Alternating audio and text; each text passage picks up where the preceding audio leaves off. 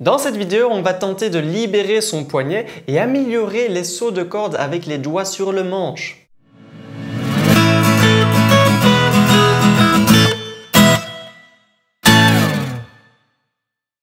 Salut à tous, c'est Robin Mace. Les exercices que je propose dans cette vidéo ont été inspirés en ayant examiné un élève dont j'ai remarqué que le poignet était un petit peu rigide. Cela ne l'aidait pas dans l'exécution correcte de ses morceaux de musique quand il rencontrait des sauts de corde par exemple. Nous allons découvrir l'exercice progressivement. Je proposerai d'abord quelque chose de très simple et ensuite j'augmenterai la difficulté. En première position, jouez la première case de la quatrième corde avec le premier doigt et puis la deuxième case de la même corde avec le deuxième doigt. Utilisez index majeur en les alternant pour tirer les cordes ou bien des allers-retours si vous utilisez un onglet.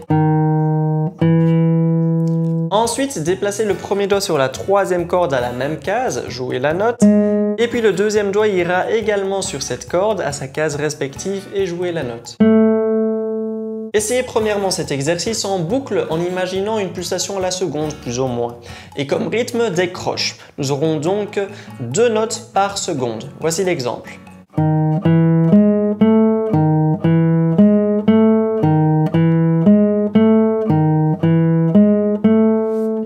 Puis sur chaque corde, ajoutez le troisième doigt après le deuxième. Essayez de garder la même pulsation, mais à présent nous placerons 3 notes sur chaque corde, ce qui nous donne comme rythme des triolet.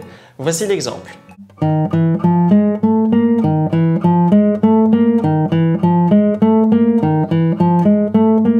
Et pour terminer, ajoutez le quatrième doigt à la suite. Nous aurons des doubles croches, 4 notes par pulsation. Voici l'exemple.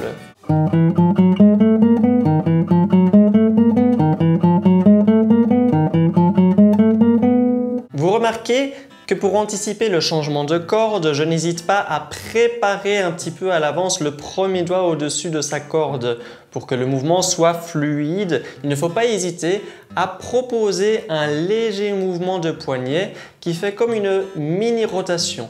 Pour corser l'exercice par la suite et surtout avoir plus de résultats, essayez sur la 5e corde et la 2e corde.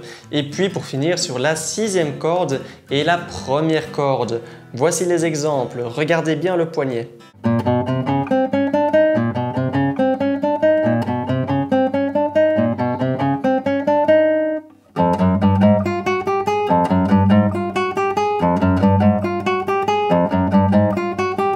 Vous remarquez que le mouvement du poignet devra être encore plus ample.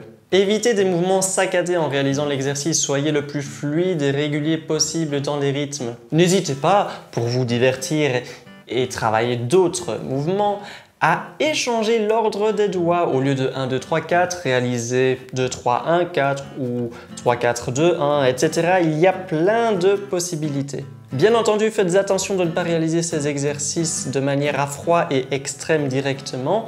N'hésitez pas à y aller progressivement, voire même au lieu de jouer en première position, venir peut-être sur des cases un petit peu plus petites. Petit pouce en l'air si vous avez aimé l'exercice, partagez-le avec des amis ou dans différents lieux d'internet où vous estimez qu'il pourra être utile. Et on se voit dans une prochaine vidéo. Ciao!